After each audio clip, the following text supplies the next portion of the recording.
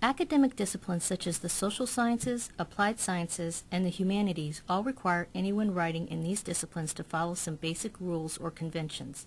This video covers rules for writing about literature, which are also referred to as literary conventions. When you are assigned to write about a piece of literature, such as a story, poem, play, or essay, you must specify the title of the work you are discussing, as well as the author. This information must be included in the introduction of your paper. Do not assume your audience knows who or what you are writing about. Use the full name of the author whose work you are writing about when you first mention the author. Then you may either use the full name or the last name of the author. Do not add titles such as Mr., Mrs., Miss, or Ms. to the author's name. Never refer to an author by his or her first name only. You are not BFFs. For example, if you were writing about a poem written by Emily Dickinson, you would make sure that you use her entire name when you first mention her. For example, Emily Dickinson is the author of more than 2,000 poems. After that, you may either use her full name or just her last name. For example, Dickinson is one of America's first modern poets. You would never refer to her simply as Emily or call her Miss Dickinson.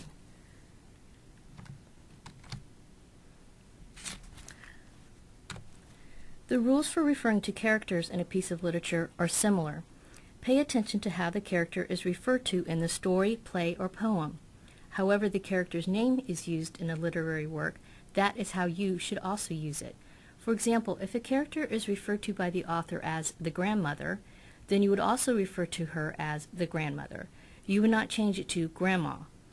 If a character's name is Fortunato, then you would also refer to him by this name in your writing. You would not change it to something like Mr. Fortunato. Use present tense when discussing the literary work. For example, you would not say, the grandmother was selfish and acted like a child. Instead, you would say, the grandmother is selfish and acts like a child. Think about it this way. You would talk about her as if she's a real person who's alive today.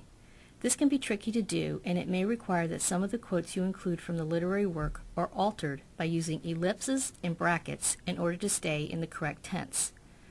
Do the best you can as you write your first draft, but when you go back to rewrite your paper, check to ensure you are using the correct tense. As you write about the work, remember to keep the focus of your paper on the literary work, not on yourself or people who are not in the work. This means using third-person objective point of view in order to emphasize the work of literature.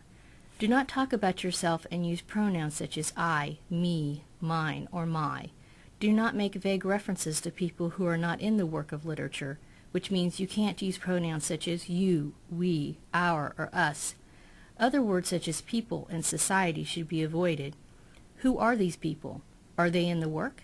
If not, then there is no point in talking about them. You will find more information about literary conventions in your grammar or literature text. While these may seem like a lot of small elements to keep track of as you write, remember that during the rewriting process, you can always go back and double-check that you are following these literary conventions.